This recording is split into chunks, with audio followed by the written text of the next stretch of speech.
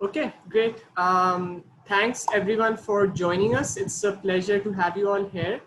We're really excited today because we have with us Mr. Furquan Kidwai, who is a really inspiring entrepreneur. He's the founder and CEO of Dawaai. He's a health technology entrepreneur and a firm believer in the ever-increasing role of machines and digital mediums and the future of medicine. He's also built one of the largest and fastest growing health tech companies. Prior to this, which is Dawaai, of course, prior to this, Mr. Kidwai was an investment banker for over 8 years in London and New York, where he was a director in the fixed income trading business at RBS. And he, in terms of education, Furkan's read politics for a master's degree at Cambridge. He's had an MSc in financial mathematics from Imperial College London, and he did his bachelor's in engineering and computer systems from Bristol University. So that's a really diverse, a very accomplished background. Thanks so much, Furkan, for joining us today. It's a pleasure to have you here. Pleasure, likewise. So one of the things we'd love to start off with is just if you could tell us a little bit about how this idea of starting Dawaai came by and why you actually moved back from abroad to actually come back to Pakistan and start this company. Yes, it's a very good question. Actually, Dawai's idea was an after effect of my decision to come back to Pakistan. I always wanted to come back. I was abroad for, I think, over like a decade and a half. Uh, Around 2012, when I kind of made up my mind that I will be going back, I gave myself 12 months to figure out what I'll be doing before handing my resignation. So Right. that's when I started figuring out what I'll be doing. So I sort of applied some framework in my head, what I wanted to do. It was obviously it was driven by coming back to Pakistan. The first thing was it has to be impact driven business. That was one. The other thing was it has to be in the consumer's essential space. So I wasn't keen on doing something in the high-end leather targeting high-end Pakistanis. So that was out of the question. And the third was it has to be a really large business. And this is back in 2013, so before the whole funding and valuation frenzy. So it had to be a very large business which is profitable in a very traditional way, because my background, professional background, was more traditional. So I was thinking along those lines. So that's how we kind of dwelled into Dawaai by accident when I was applying this framework. Perfect. So I guess, like you said, when you started off, it was still what some would say it was the early days of the entrepreneurship ecosystem. So you would, the sort of support or access to investors that people have right now, or the sort of knowledge people have about how approaching the startup or entrepreneurship generally in Pakistan might not have existed, right? So how was the landscape at that time? How was it sort of venturing out early into this? Did you feel alone? Did you feel you had the relevant knowledge and skills and network to actually get started? Or was it generally tough? It was literally plunge in dark, right? So I got into the business not knowing much about it in terms of what it's going to entail.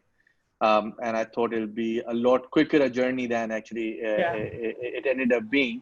So that's clearly there. But when I started, I did not think it's gonna be like this scaling bit, the whole typical journey which most of the tech entrepreneurs are blessed to have learned now over the last couple of years. That wasn't the case 6 years ago. So for me, it was building out a genuine business which we can deliver to people's doorstep in a profitable way. That's how it started. In terms of funding, I had put in my own money. My parents put in some money, so it was pretty much my own personal capital. And funnily enough, one of our very good friends, I wouldn't name him, but most people would know him. He offered some money in the beginning, and I said no because I was too scared to take someone else's money to actually put into business. I Right. thought I don't know I was gonna get there. Now I think about it, so I kind of laugh at it because a year later he came back. In fact, 2 years after that, and he gave me the same offer at worse terms, and I said no, thank you very much, my friend. So I said no to some money in the early days. So that was my how green I was back Yeah. then. So when you started, how long did it take for you to sort of, get an idea that, okay, you're on to something, or sort of like relax a little bit that this idea has potential? And did you, have to do any pivots along the way? Did you have to change directions? or is it still that the original idea sort of just clicked, but it took time? No, it was original idea. So from day one, before even we started, I knew we were onto something big. So the confidence was there that this is something big. We'll do it, right? So there were no two thoughts about it. Obviously, there were tactical things we did on the way to actually get there, because the journey is not easy and it's not a bed of roses, as they say. So we pivoted in between, because I started, we thought, the first person I asked when I got this idea was my mother. She's diabetic. So I asked her, would you buy medicines on the phone? Because it used to be phone pharmacy back then. It wasn't Right. this app and tech thing. And she said, yes, I'd order. So I thought if my mom can order, there'll probably like thousands of people like her who would want to order, because pharma business is essentially broken in the country.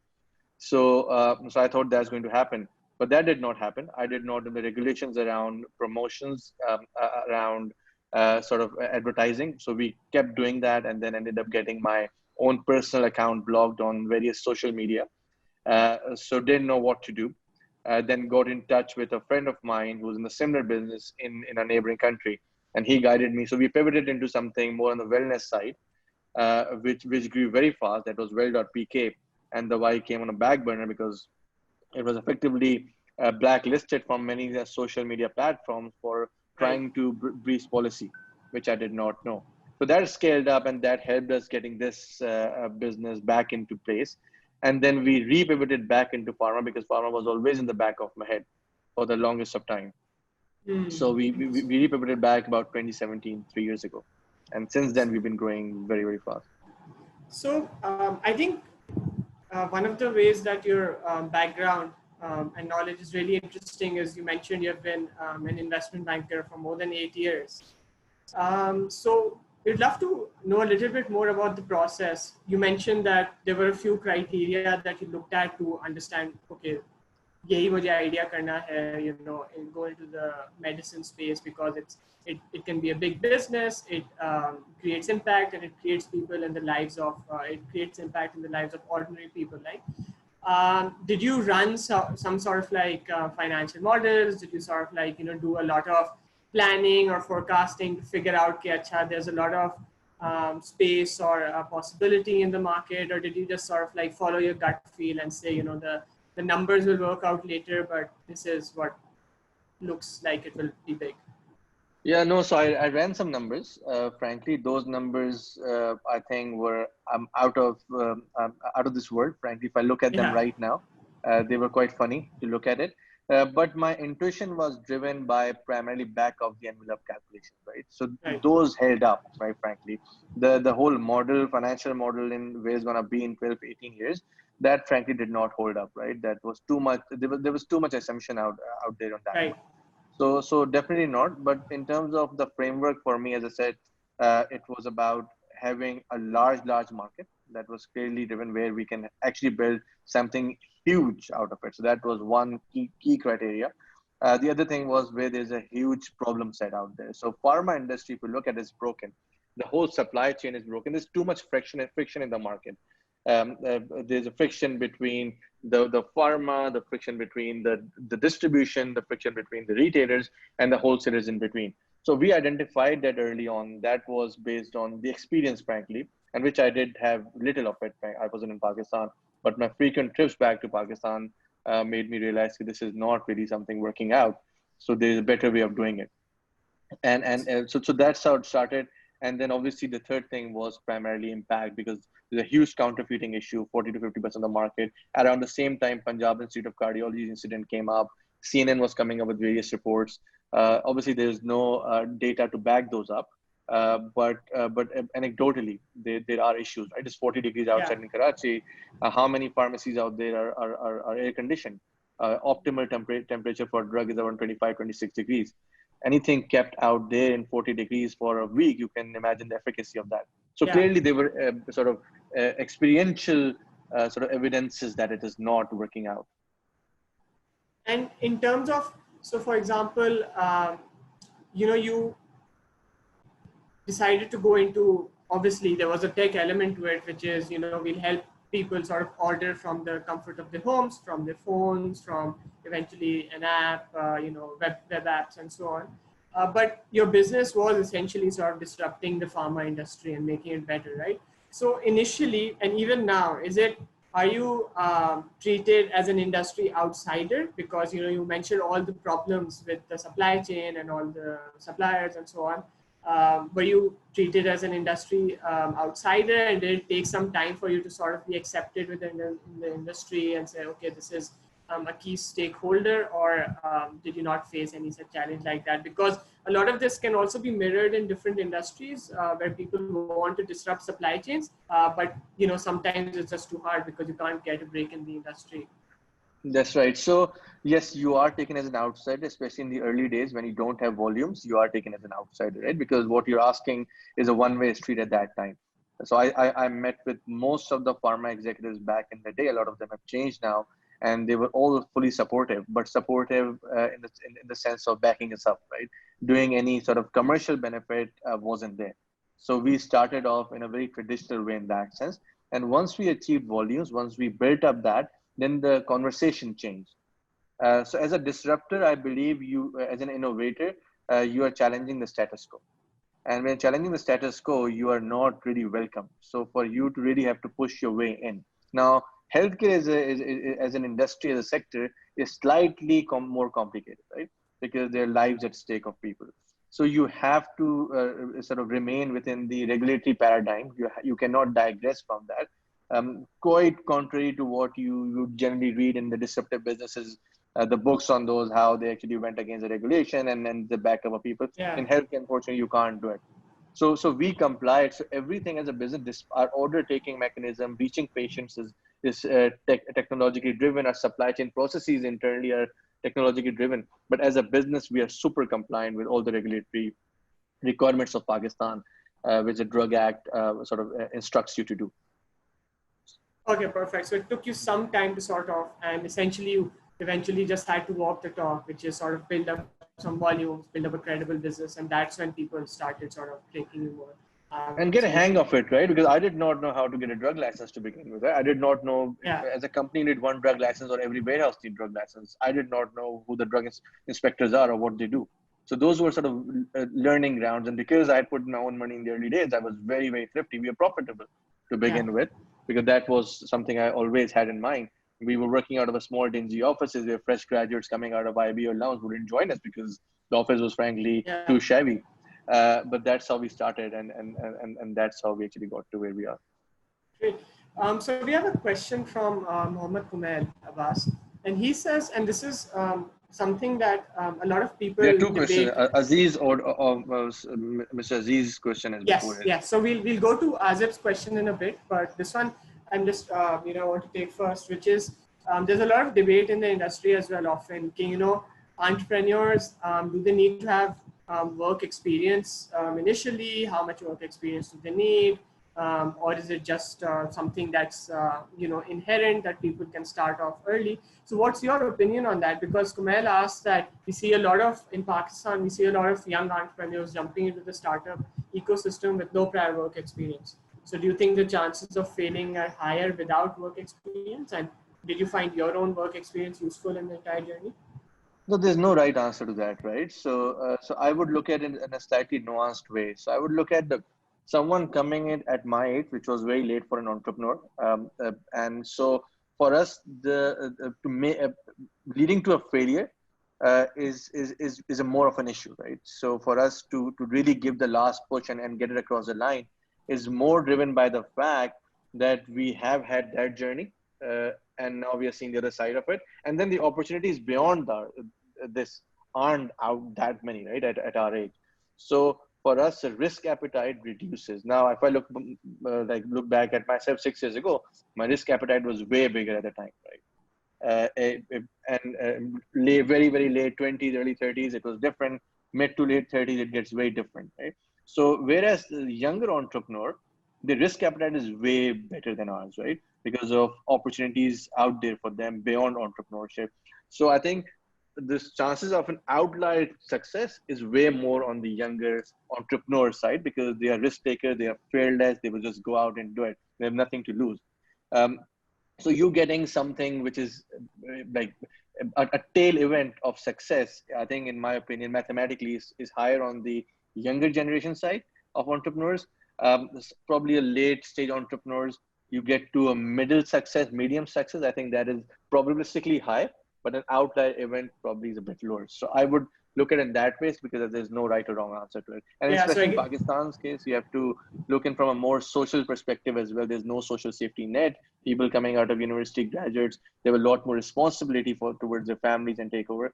So that's also a additional point to be considered, right? So that's how I would look at so it's interesting. You're saying there's no right answer. It's a very personal sort of it. decision. Yeah. But sometimes, often, like when you're young out of university, the chances that you could make it big, you sometimes have less to lose, which is why it can be Yeah, a good hitting out of the idea to park, start. the chances are better, right? For a young person coming up, Yeah, right? Worst yeah, come worst, it fails, he goes and gets a job. yeah. And for later stage, sort of like mid-career professionals, the stakes are a bit higher, but that might push them a bit more. You know, they have more to lose, so they sort of might put in a lot more into that one Uh, effort. that's correct, right? So, but you put into a lot more effort, but then you also take nuanced decisions, right? So at times your decisions are a bit more backed by experience. And I see with a lot of young people who have come to work with us, who work with us.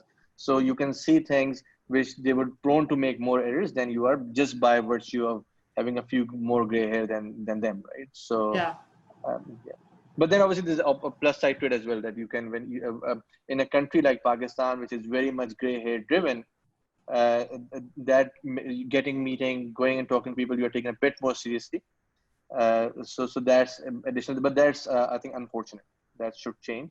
I guess But that but that follows on with Jahan's question, which is that do experienced professionals sort of are they more likely to have hang-ups that they bring with them, already preconditioned ideas, the way that they look at things, which younger people might not sort of have. So, uh, I what is think if your opinion on that? someone, yeah, if someone coming with the hang up is not right for entrepreneurship anyway, right? You can't be an innovator trying to have hang ups about the status quo, right? So as an innovator, as a disruptor, as an entrepreneur, you're an outsider in a space. So if you come with hang ups, you're most likely going to fail. You have to take a very, very objective view to go about it. So that's my view in that sense, right? But on the flip side, experienced guys seeing something, or experienced person, I would say, seeing something in an industry of experience coming and actually trying to sort that experience helps because that person is most likely more likely to know how to go around it than someone green. That makes sense. So Azib's, we'll go to Dr. Azib's question. He's a founder of MedAngle. So he's actually asking from the perspective of the pharma industry, which is that what do you think is going to happen in terms of regulation of drugs in the Pakistani market? Do you think the common man will see restrictions on buying things like antibiotics and other drugs, which is, you know, how usually it's much harder in the Western world to get such drugs without prescriptions as compared to the industry over here. So I think, look, as I said, right, regulators' job is to manage and maintain the status quo. Innovators' job is actually to disrupt it, right? So there is inherent friction between the two, right? As I said earlier on, going forward, obviously, and regulation changes are regulatory changes are not something which can happen overnight, right? In any country in the world, let alone Pakistan, there's a certain process which needs to be followed, which is unfortunately very bureaucratic. So that is one big issue. Now, within the drug space specifically, my view is there are two sides which actually people abuse. One is psychotropics, which people give people a high, and the other is antibiotics, right? Which are taken on a self-prescription basis. And I think that's a disaster to happen. And like COVID is kind of I would say, a proxy of what would happen for lack of vaccines. I think everyone's praying for vaccines when anti-vaxxers are literally out there everywhere. So with antibiotics, imagine something of this scale gets out as a bacteria, right? With no antibiotic acting on you. And the superbugs and all we have had recently with typhoids and all as an example. So I think this is something which needs to happen. Now, regulation is there, right? So regulatory change does not necessarily need to happen. Obviously, upgrading with the new technology and all that's separate. But the regulation is there to control that. It's the lack of enforcement of regulation which is an issue, and that's a governance issue, unfortunately. So I don't think I'm sort of well equipped to comment on the governance equipment. This is not the right forum. So it's that of an issue more than the regulatory issue. Right. So you're mentioning how basically it can be dangerous, unregulated antibiotics, and we have already seen It examples is of dangerous, superbug. right? Yeah, yeah. The So WHO is hopefully, very concerned about antibiotics becoming ineffective in third world countries. There's a huge issue in Africa. I think it's a huge issue in South Asia, and it's only going to get worse. yeah. And And we people had just need to be that aware of that. typhoid superbug that happened in Pakistan sometime back as well. So Exactly. hopefully we'll see improvements on that front. And we don't Um, go prior to 1920, prior to the penicillin's invention, where people just die of simple infections, yeah, bacterial infections. exactly. That's So a that will scary be a thought. great setback for modern medicine and all the advances that medicine's Exactly. made. Um, so I think one of the questions that a lot of entrepreneurs have on their mind is fundraising, and I think your perspective on this would be really interesting because you have raised a round of funding from several investors. So we'd love to know a little bit more about your journey in terms of how you approached it. When did you think you needed additional funding? What was the framework you used? And then eventually, how you ended up actually raising that round? How did you go meet people? Who did you decide was the right sort of person or investors to work with? Yeah. I think, look, so as I said, I first rejected money, right, in the 6 years ago, right, from a friend of mine, a very good friend of mine. So for me, the mindset was not funding driven. And I still believe that unfortunately, most entrepreneurs get into this space thinking funding is the end as opposed to means to an end, right? Funding is a good thing, no doubt, but is not necessarily the best thing in the world, right? The business should be fundamentally strong for you to be able to survive with or without funding. I think that's a key thing which people need to understand and realize. Now, in the post-COVID world, I think I'll leapfrog a bit, right? In today's world, in the downturn, in the bus cycles of the economy, that the sort of negative unit economics businesses which are relying on funding, which are usually fashionable before, go literally out of business, and that whole unit economics being sort of completely irrelevant goes out of fashion. It becomes very, very sort of important on a business to be unit economics positive, to be driven by unit economics. Now, there's a cycle, as I said, and I think that again are out to go out of fashion in probably next 2 years. But as of now, it's very important that the business is unit economics driven. Now, the other aspect, that's one aspect on the fundraising bit, how the general thing works, right? The other aspect is for an entrepreneur who's building a business to actually raise money. Imagine putting up 3, 4, 5 years of your life into something which you're building, which is fundamentally weak and relying on exogenous factors for them to align with you to be able to raise money and go forward is not the best position to be in, right?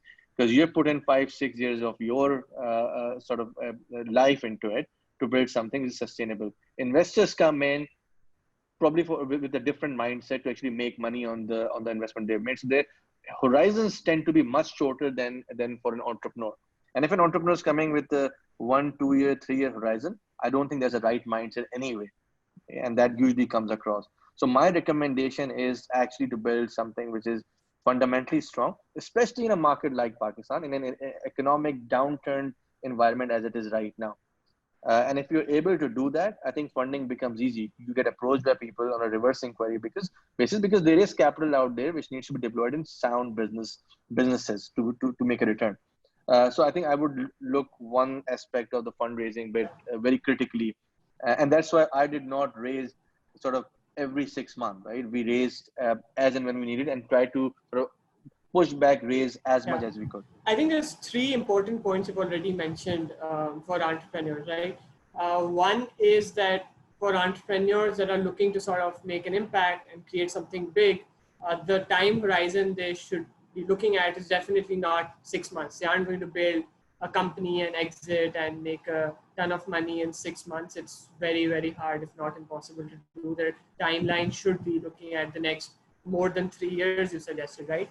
Putting in effort of I more think it's than even 3 years. longer. Building a business is difficult. If you look at hugely successful businesses, even the tech space, they have Yeah, been there for 10 years and over, right, to get absolutely. to it. Yeah. So, And the other two things you mentioned is that for businesses, especially in after this time when businesses are struggling in terms of valuations, there's a much more focus on unit economics. So when you're building out a business, see if the unit economics works rather than sort of relying on external factors.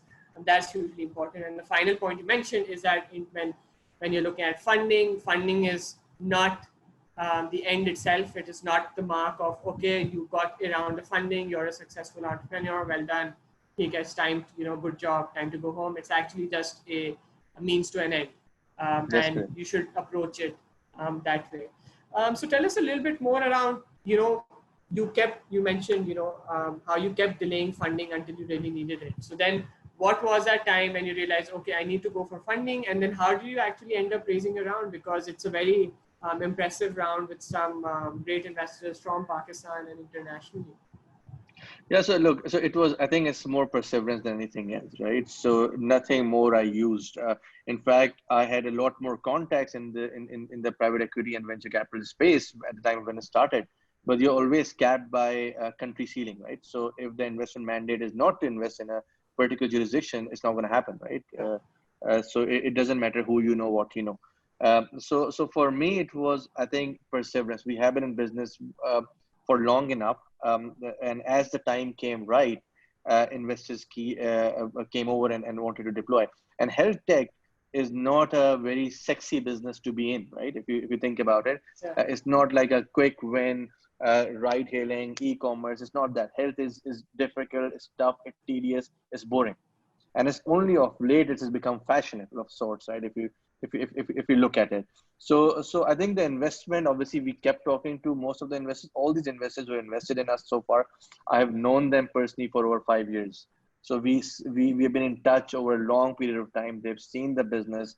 They've seen me operating for a long time. And as I think at the end of the day, a lot of investors get comfort that we are not in for the short haul because we have been in it for a long time.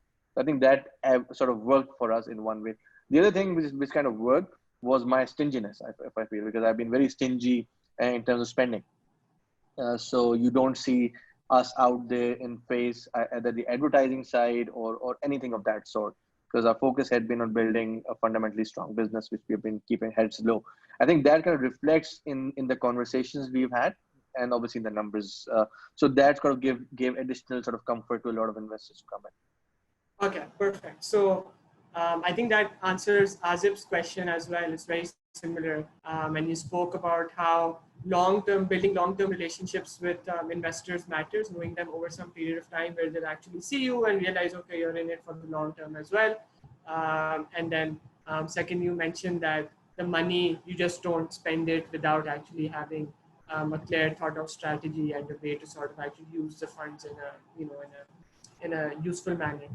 Okay. Another question that Naimat Khan is asking is, what's the path to profitability for an online pharma business that is growing rapidly and a profitable business in Pakistan? And second, why is our online pharmacy market so far behind India? What are your thoughts on that? So I think, look, far behind India. I think India is a wrong comparison we make, right? And it's not just online pharmacy behind India. It's pretty much all businesses behind Yeah. India, and tech businesses, all of them are behind India.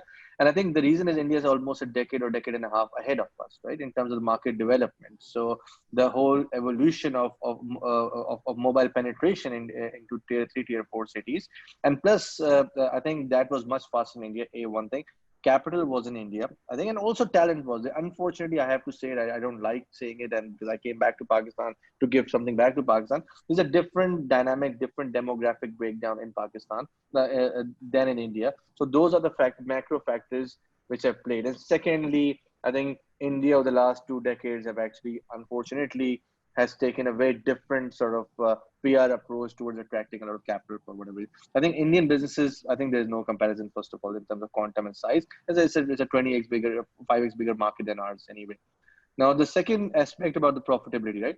So profitability is, I think, is a function of how you operate.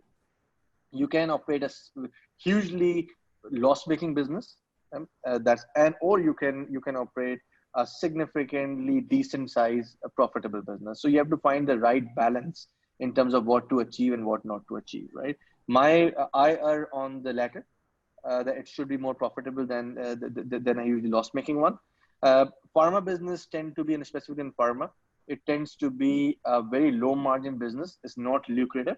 and that kind of we realized much later when we got into it.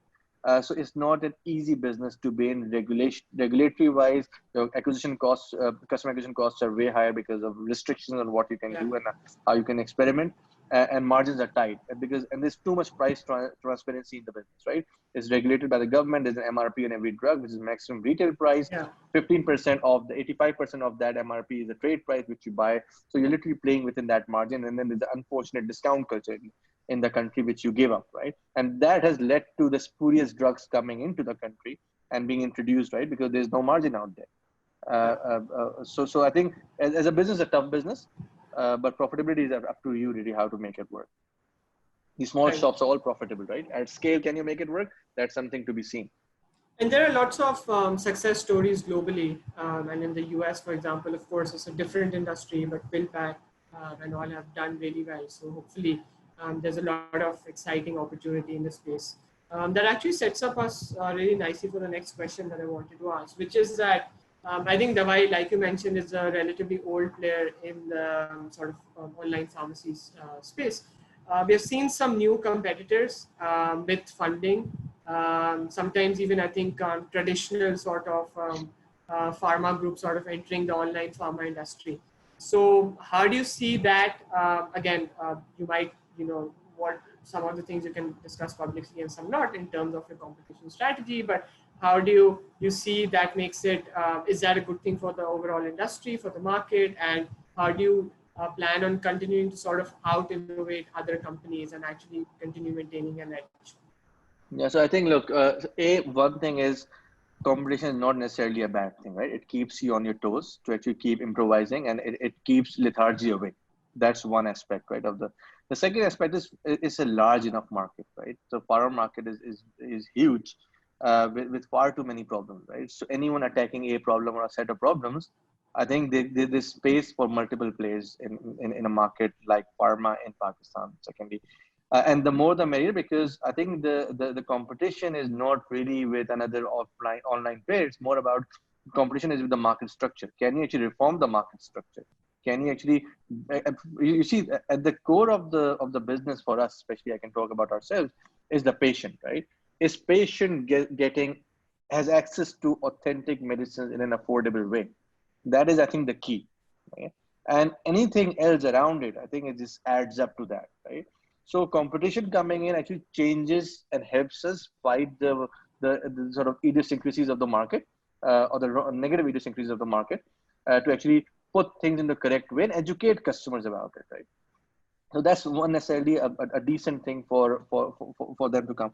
Now, how we kind of position ourselves, and I'll be very transparent about it, is look. So we are not an online pharmacy per se.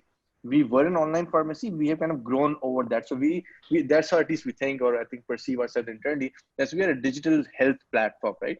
So pharmacy, e-pharmacy, whilst is one of the biggest component of our business, is one aspect. We have diagnostics, we have teleconsultations, we have medical records. So those things are all adding up, right? So for us, anything in the health spectrum which a consumer needs, and we are able to solve for, we want to be that, right? And that's how we are positioning ourselves, and that's how we sort of think ourselves internally as well. Okay, that's really interesting. So you mentioned a little bit about how I think this was before the call started streaming, and you're talking to Jahan. But you mentioned of how it's been in terms of demands picked up because of COVID-19. Most of the shops are shut most of the time, and also because people want to practice social distancing. So a lot of people are sort of like changing their behaviors and ordering online, and we've seen that especially for essential services such as groceries and medicines. Um, in your personal opinion, do you think that these changes in customer behavior are they going to be short-lived if and when the situation gets better, or do you think this is going to have a sort of a permanent sticky effect on customers that they realize, okay, I actually enjoy ordering from home just really easily rather than going to retail markets and actually shopping in person. So what's your take on that? Is this behavior change permanent, or is this just temporary sort of? Look, change? I think you see for essential space like medicine and not right. So it's not usually an enjoyable experience to go and buy medicine. It's just something you have to do. If you can do it with a click of a couple of buttons, right, and experience it and get the ease of it, I think you're more likely to jump ships than not. Now, what this COVID situation has done, I think it has leapfrogged something which was inevitable anyway. Because what we are trying to do, we are not out there to, and I think that ties in with your first question about competition, to kill somebody, right? That's not, we are actually catering to consumer demand, right? There's a demand from consumers to do things in a certain way, and we are a channel to do that, right? That's what we're doing. Now, this COVID situation is only going to increase that demand by 4x or 5x because of the factors which are beyond our control. And once people experience that, that's my view. Again, that's all yet to be seen. It's all in the future. Once people get used to the ease of it, I think they're more likely to stay than not. Yeah. So I think that's my view. This is how the market is going to evolve with this thing I on the think tech side. that's an interesting view because I didn't think of it this way earlier, but I think you have a point there where actually online, using online channels to order medicine might be even more sticky later on than grocery shopping because for a lot of families, grocery shopping can be an event, right? Or it used to be an event where every month they would go to a big retail store with the kids and everyone would go all down these aisles and sort of like shop for lots of different things and come together and that would be their monthly sort of grocery shopping. But medicines is definitely not like that. You don't go out on a monthly trip to buy medicines. It's just something that you want to get out of the way. So behavioral change that this virus causes might be even more sticky for services like medicines and even grocery shopping, which even, so that's quite interesting. Achha, so, from the Nest perspective, we have seen lots of we have incubated more than 180 plus startups, and we've seen lots of founders struggle as single founders, So how's your experience been? Did you always, want to be a single founder? Did you find partners along the way? And has that been challenging? No, so I was not a single founder. So I was a single full-time founder from day one. Right. So a very good friend of mine, Irshad Ataka, who founded the company with me. I had known him for a long time before, and he was in the pharma space. So when I reached out to him from London, what do you know about it? Just to get a background, I think he was keen to do this, and he joined it, and actually he supported me in the early days a lot. Right, even today we talk almost every single day.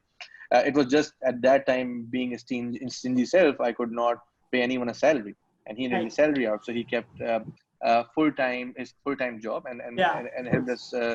But then I think we've been very lucky to have sort of very good colleagues who joined us along the way and stuck with us. So I was lucky in that sense to have that, and I see people have been with us rather more sticky for a long period of time. And the other thing, I've been very open from day one across the company. We have been sort of very generous with our stock options, right? We hadn't Right. issued them because of regulatory reasons, whatnot, but that's been a commitment I've made to everybody in the company from day one, and we stick to that. That's kind of attractive as well to a lot of people. So And I think without a team, we wouldn't have done it. And I think the SECP is looking at incorporating those changes for startups, so in terms of employee stock options and stuff. So, I think they've changed that now. They yeah, approved it. So president approved, I think, 2 days ago. So yeah, yeah, that is hopefully perfect. going to be a better thing for them. So, do you would love to know a little bit more about, you mentioned how finding talent in Pakistan can be challenging. And then you mentioned also that you have been lucky enough to actually get good people on your team. And one of the ways you mentioned is incentives in terms of employee stock options. But was there any other method or other things that work for you in terms of finding good people and how you were able to evaluate whether they'd be a good fit for your company? So in the early days, as I said, I was stingy, so we weren't paying people a lot of money, right? So it Right. was a lot of personal selling that involved. So my pitch was, look, I am in it, right, with you guys together. It was a very intimate environment at the time, right? So there's a lot of trust, which is still is. Luckily, we have kept that sort of fabric of the culture intact. So people stuck on, right? There had been attrition. Obviously, there's attrition in any business over 6 years. We have seen attrition, but even that attrition is very attached to the why. Even today, we all in touch, right? People who went on for various reasons. When we hit sort of a sort of hard time, people had to go, they had to go, right? So we had kept it on. So one of the key things for me in bringing in talent was to look at the longevity rather than the star power. So that's something helped because the longevity played along because it's company evolving. You need people to stick along for a longer time than 6 months to a year. And Yeah. that was something I always used to look on rather than the star power. Someone who's actually happy to put in the long hours, to happy to grind it out because it's a long journey. And we remember when we started this pre-Kareem era, so it was a phone-based business. You'd get 95 to 96% of the orders on the phone. The quantum was much smaller, but was Right. still very much of a traditional business back then. And people weren't really aware of the technology. A lot of dadas and nanas would tell their grandkids not to join and go and join the FMCGs out there, the MNCs out there. Yeah. Luckily, that has changed in the last 2 or 3 years. So we are able to attract a lot more. But yeah, the key thing for me was, will this person stick along long term, right? That was my, and is he going to, or is she going to put in the long hours and the grind? That was the key. Okay. Very interesting. Azib's asking, what were some mistakes Dawaai made in terms of technology? Were there any initially? And then any lessons that you could share around that, in terms of like approaching technology? And also, you can share a bit more about, did you have a tech background and was that needed at all to start something like this? Or was So it more operations and so pre-business? so my tech background was limited to my education, right? And also my interest, but interest was obviously reading up, right? So I would read Yeah. up the tech side of Financial Times every single day. So that was my interest in tech, right? And I'd studied, so that was it. But I never practiced as a technology guy. I was a trader, so I would do that. But that, having said that, because of interest and some educational background, I had a decent grasp of it, right? So I wasn't a complete naive person, an outsider who wouldn't understand between a function and a class. So that wasn't the case with me. Yeah. I knew and I could code a little, right? So, but I had some very very good and sort of loyal people who joined us very early from the very first day, who sort of built our technology. So one thing I think before I get into the mistakes, one good decision we took very early on, and which I see a lot of businesses here do not take, that we build the technology thinking that we'll be a very tech dependent business as opposed to going into ops, diving into ops and using some of the off the shelf technology and doing it, because at scale that just breaks up. And we have seen with a lot of companies here that breaks up, right? Without naming, all the big ones have those issues. So Yeah. we kind of tried not to have them. The one thing, the mistake side, yes, we could have done things better. Right? We could have augmented the team. The first expensive hire I made was in technology, but I should have made a lot more. So we could have actually built it a lot faster.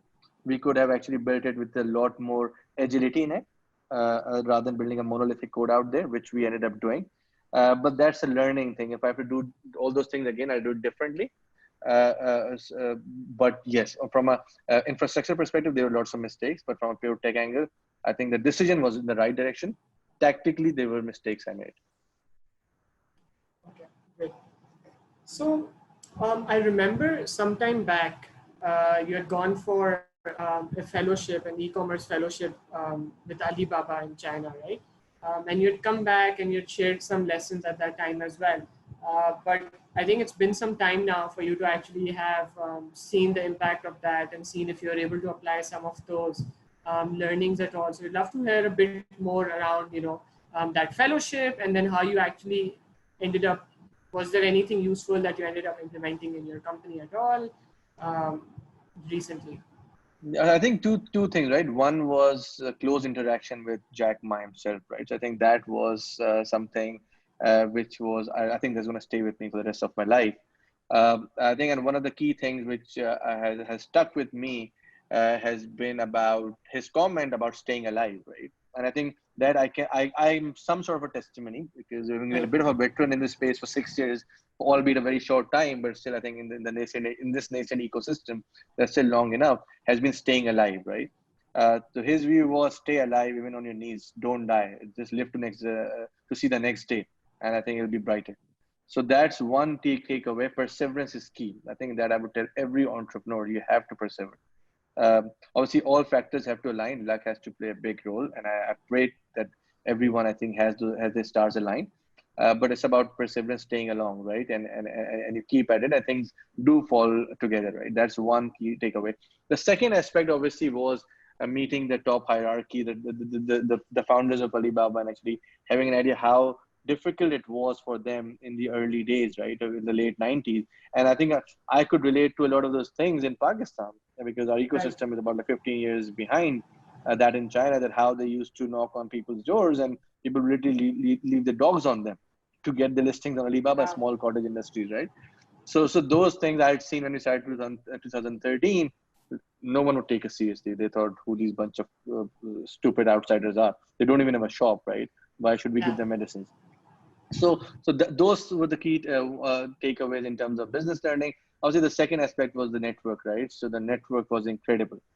People who were there, they've been fairly successful entrepreneurs in Southeast Asia. Some of them very successful, have built large businesses. In fact, one of the of I invest 500 startups when they invested was an introduction from a friend of mine who I made in doing the fellowship. So that Right. network did have a play in that. So it was more of a networking thing than actually a fellowship or a course. Learning was experiential by talking to people, by meeting and sharing. And even today we are in touch.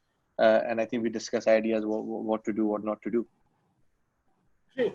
And could you elaborate a bit more on, for example, the importance of community, and you see it, sort of like having positively shaped up over the years, or do you still feel there's a lot missing in Pakistan in terms of the community support available to entrepreneurs? Look, I think ecosystem is an evolving process, right? So there's no sort of black and white that right now it's not there, tomorrow it will be there, or yesterday it wasn't there, today it is there, right? It's an evolutionary process. Now, one thing which we need in Pakistan are a couple of success stories, massive uh, outliers, right? I think if you look at most ecosystems, evolving ones, they have actually, that had been the inflection point, right? One or two Yeah. hugely successful stories, and I think that leaves pro. Now Kareem has given us the push, right? The ride-hailing companies, Kareem and Uber, they've given the push. They actually made people think along those lines. When people's grandparents start using the app to do something, that actually makes it mainstream. I think that they've Yeah. done a fantastic job. But an indigenous Pakistani success story is much needed, and I think those founders need to be out there, right, to inspire people. I think once that happens, I think a lot would open up, both from the capital perspective, because capital would actually cross that barrier, that sort of static friction about uncertainty in a country like Pakistan, and B, talent wise, entrepreneurs wise, there'll be network coming. And obviously, if there's someone successful out there, a lot of new entrepreneurs can learn, right? So they can learn from what mistakes they made, what to do and what not to do. I think that is evolving. That is still yet to be seen, and I hope it's seen sooner Yeah. than later. We've also seen a really exciting development with Zameen raising at $1 billion, uh, valuation. So that I think is really, because Zameen really started out of Pakistan. So it's a very exciting success story that No, I still think has a long way to yeah, go. I don't know the founders, but I think this is an incredible thing they've done. It's a fantastic thing and something to be proud of as a Pakistani, right? So Absolutely, along yeah, with with several and I other just stories. hope Imran and brothers could actually spend a lot more time in the ecosystem to actually impart what they've learned and help the next generation of entrepreneurs. Yeah, absolutely. You mentioned, you started off quite early, and then you had these challenges where people, didn't take you seriously. But then we also spoke about how Pakistan, the sort of like adoption curve has been a little late. YouTube was banned for all this time, for a long period of time. 4G came in late, and so on. Do you feel you started off a little too early? Because timing and market is everything, right? And obviously right now the factors seem to be lining up really nicely with the adoption and everything, but in terms of when you started, you think that was too early? Maybe you could have started the same thing and had similar traction like a year or 2 years later. So yes and no. Personally, yes, right. I wish I could have continued what I did, because the times we saw afterwards, they weren't the easiest. Yeah. It's a very difficult journey. As nice as it looks from outside, it's an incredibly difficult journey, both personally, professionally, family wise, in all aspects. Right. Now, in terms of professional, sort of what we have, I think not really, because as I said, it's health tech. Contrary to what people think, is not an overnight success. Yeah. anywhere in the world. It's not been over. If you look at PillPack, if you look at the 1mgs of the world, the Hello Dog is probably a bit later. All of these companies started on the same time. We are all of the same sort of vintage, around 2013, 12 to 14. That's when we all started. Yeah. Right. So I think that was the time when it started, and most of them actually crossed the inflection point in the last couple of years. So in that sense, no. And when as an institution, as a company, the institutional knowledge we have built over these past 6 years is, I think, compared to none. And I think if we had started last year, we wouldn't have known, because there are too many moving parts in this superly regulated business, and that I think only time could teach you, not an overnight thing. So that's something I'm sort of, I think we started the right time. It was Yeah. also the thing, it was cheap to do business. The asset Right. class was Yeah. a lot cheaper to do business. So I think that kind of helped. It's still cheaper, but I think back 36 years ago, it was very cheap. Right. So, Right. so in that sense, no regrets. Perfect. That's great.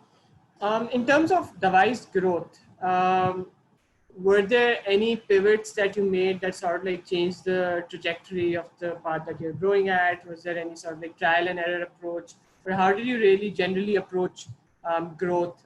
Were you very metrics focused? Were you very efficiency focused? How did you go about that entire process? So for me, I'm focused on both the top line and the bottom line, right? But there's one North Star which we look at in terms of growth, right? And we keep Right. sort of an intense focus on that to get to that. The other thing which we achieve growth has been agility, right? So I'm a very light touch sort of a founder. So when I trust somebody, I give them their on their own to Right. execute and do it, right? That has really helped us in retaining talent and developing talent, but also in terms of growth, because there are no bottlenecks out there. Right? So that has really helped us in taking quick decisions, Right. executing, trying them out. If fails, we know what the downside is, shut it down, move on. And if it works, really scale it up. So that has been, I think, the key factor for us to do that. And I want to keep that ethos of the company Yes. to be very entrepreneurial at every level. And essentially, you were a first-time founder. You had a lot of obviously great work experience in some world-class institutions. But when you started off, it was the first time you were building a company, correct? So, did you sort of learn on the job about the sort of differences between running your own company versus being a corporate employee? Did you read a lot? Do you still do that, or did you just sort of learn by doing, or emulate other people you knew? No, so I read a lot, but I don't read business. I read more history and current affairs, Okay, right? So I don't like perfect. it. So that I read a lot, yes. But in terms of what I've learned, so my 8 years of experience was always on the trading side, and the culture of I think on the Wall Street had always been, or historically had been, to look down upon operations. And in this business, I kind of literally grew to appreciate operations, and I realized that how important that Yeah, engine of the business is, right? right. Despite someone else driving revenues, which I always came from that mindset. I drive revenues, Yeah, I pay everyone's job, everyone's salaries. So here I actually got to appreciate that and also learn. So I had zero operational expertise, zero operational knowledge, right? And that's something I learned by a lot of trial and error. Only recently we brought in a very experienced executive who, I think, probably like 5 to 6 years more experience than I have, a very senior CEO of a listed entity. We managed to bring him in, and the whole idea great. was if we as a management team could learn from him and learn from his experience and expertise. So for us, that has been one of the key things on the business side, about learning the operational importance of this thing, and which I underappreciated. I did not know. That's really And also the interesting. finance bit, to be honest, right? Finance of running a company is very different to actually knowing the P&L of a trading book, right? Yeah, So it all sounds good to run a $40 million book as a trader trading derivatives, but running P&L and having all the sort of cash flows managed under you it had been a steep yeah, learning curve. I think I managed to I'm perfect. managing to get there. Yeah, okay. Yeah. So Jahan's asking that are you planning on, or are you already sort of collaborating with other health tech players and platforms in Pakistan whose focus might be a little different to yours, or are you sort of like looking to build everything in house? No. So we are always open to collaboration, right? In fact, we were the first ones to collaborate with the bank and introduce the whole bank discount culture back in Right. 2016 in the e-commerce space. And after that, everyone else did it. So we are open to collaboration. Now, there's one nuance thing which I want to say, and I think there might be perception that the Dawaai doesn't really do anything collaboratively. which I think is wrong because we are open to it. Now, the reason is, as I'm a very stingy founder, as I Right. admitted the first one, we are always stretched on resources. And when we are stretched on resources, we have to allocate capital in a very, very efficient way. Now, any collaboration has a significant technology and a product team man hours commitment, which you're always short of. Yeah. Now, if that man hours commitment does not give the return on capital instantly, then that actually goes on back burner, unfortunately, because we are very much return driven in that sense, right?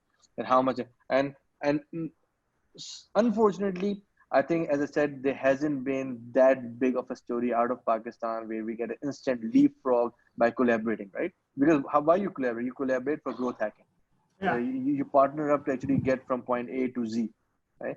Or A to B. Here, if I can only get from point A to A.05, right? That's not an efficient use of our capital or a time, right? And time is capital for us. So that's, I think, is an issue. Great. Okay, we have another question on the Q&A tab, which is from Marij Khan. They're asking that you mentioned you had to pivot after a little while in the business. What exactly was the first framework that needed to be pivoted, and why was the pivot necessary at that point? So we were an online pharmacy in the beginning. We weren't really thinking about ourselves as a digital health platform. In fact, it wasn't even a word out there, digital health platform. The Yeah. platform, I learned what it is later on. Uh, but acquiring customers was getting very expensive and very onerous. And we were blacklisted on most of the social media sites because I was trying to promote. They had just launched Right. that boost button back then, right? And I kept pressing boot because I used to, I thought I'm just boosting it. And every hour they would just sort of block it. And I think 3 days later, they blocked my personal Facebook account. And I had no idea what's happening. So I ended up logging from my wife's account to figure what's happening. And then I realized apparently they've been blocked because I was breaching policy and I constantly breached. And then my account was Right. locked for forever, right? And the domain was not really allowed. So we were struggling for 6-8 months. We had one rider back then. We would do like 10 orders a week. And our rider, he would sleep in the office and we'd clap when there would be no order coming in. And most likely that order would come in from one of my friends. So the rider, we send him on Shara Faisal up and down with the bag hanging the white so people can see. And we Yeah. would do some small pamphleting and stuff like that. So getting customers, acquiring them was getting very, very difficult. Our CACs were going to the roof. And that's when we kind of figured that, the best way is to maybe delineate the pharma regulated business and the OTC and wellness business. So we launched Right. the wellness website, well.pk. And for us, that was obviously an easier play in terms of actually promoting. And so Yeah. the idea was to actually cross fertilize consumers from one side to the other. But then well.pk took its own life and grew very, very big. At one point, we were just sort of slightly below the incumbent now. Back in 2016, 2017, when we introduced bank partnerships and whatnot. But then that was a very difficult decision because we grew and I think the greed for growth, I have to admit, got us beyond the wellness space into general e-commerce, and we started selling literally everything under the sky, Right. which wasn't a very prudent thing. We burned capital because I feel that sort of business is not the path to profitability is not very clear in that business. Even today, I Right. have my doubts on it. So then we kind of repivoted the whole business back into Dawaai because we felt this is being neglected for something Right. which is way bigger and we can't give time to it. And that obviously led to a lot of contention amongst our colleagues. A few left because they thought that business was the easier one, right? From you're Yeah. selling textiles, selling mobile phones, versus selling sort of medicines out there. It's very difficult. So people left, but I think that in hindsight, I think that was a good decision, great decision. I think that worked for us. It was a difficult So, decision though. would you be able to share a bit more around how you came to that decision where you sort of had this really fast growing entity, well.pk, and you're on, expanding into different product categories and so on. And then at some point you realize, okay, maybe I need to, the company needs to focus back again on the y.pk. So how did you sort of when was it that you sort of started thinking this? And then what was the sort of framework you used to actually finalize that decision and actually do that? Yeah. So we realized it was early. So one thing was very clear that the path to profitability is not there. It won't turn profitable anytime soon, right? And if you look at the businesses like so Amazon, looks at like Alibaba, e-commerce business never made the money, right? Amazon became profitable after AWS scaled up, right? So they kind of landed on profitability by accident, right? Right. Same with Alibaba getting into the B2B side of things, right? So those things were very clear out there. Now the decision came that we have an opportunity to make an indigenous e-commerce play of something to the tune of Flipkart, right? But that needed humongous amounts of capital. I did not have German capital with me, unfortunately, back then. And I think it became a war to the bottom. Right? For me, it was fight to the bottom. Who spends more ends up getting. And I wasn't very comfortable, as I said, because it was my own money at stake to begin with, of substantial size. I put in my significant savings of my own into this. And also I wanted to build a business of the long term, which outlives me, and leave a business behind. Right. So those two things made me realize that this is not something, and I'll be relying on too many exogenous factors. So that's when we thought this is an asset which we own, which we know, and there's no one at that time was bigger than us, and we were very much ahead. We thought we were just letting it go. We were letting it loose, right? And someone's going to come and take it. And why? So might as well. And that was the path to profitability was very clear on that business. So we kind of shifted. Great. So we'll close off the discussion with the last few questions. Mohammed Kumail Abbas has asked something really interesting. He's saying, how is Furquan Kidwai spending most of his time these days under lockdown and quarantine, and any suggestions on how to make most out of this time?